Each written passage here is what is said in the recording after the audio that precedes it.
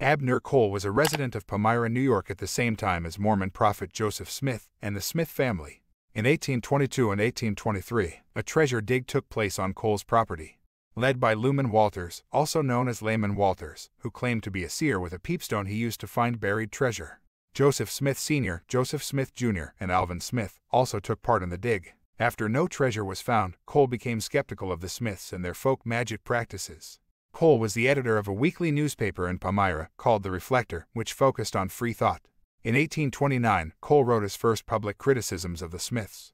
One such article was printed as follows: "We are not able to determine whether the elder Smith was ever concerned in money-digging transactions previous to his emigration from Vermont or not, but it is a well-authenticated fact that soon after his arrival here, he evinced a firm belief in the existence of hidden treasures, and that this section of country abounded in them.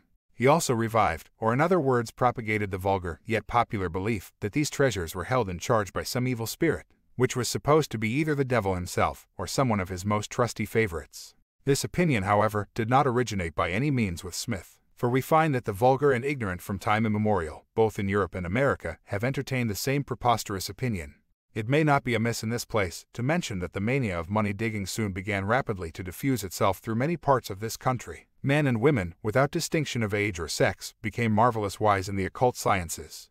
Many dreamed, and others saw visions disclosing to them, deep in the bowels of the earth, rich and shining treasures. And to facilitate those mighty mining operations, money was usually, if not always, sought after in the night time. Diverse devices and implements were invented, and although the spirit was always able to retain his precious charge, these discomfited as well as deluded beings would on a succeeding night return to their toil, not in the least doubting that success would eventually attend their labors. Mineral rods and balls, as they were called by the impostor who made use of them, were supposed to be infallible guides to these sources of wealth. Peepstones or pebbles, taken promiscuously from the brook or field, were placed in a hat or other situation excluded from the light. When some wizard or witch, for these performances were not confined to either sex, applied their eyes, and nearly starting their balls from their sockets, declared they saw all the wonders of nature, including, of course, ample stores of silver and gold. It is more than probable that some of these deluded people, by having their imaginations heated to the highest pitch of excitement, and by straining their eyes until they were suffused with tears, might have, through the medium of some trifling emission of the ray of light, received imperfect images on the retina, when their fancies could create the rest.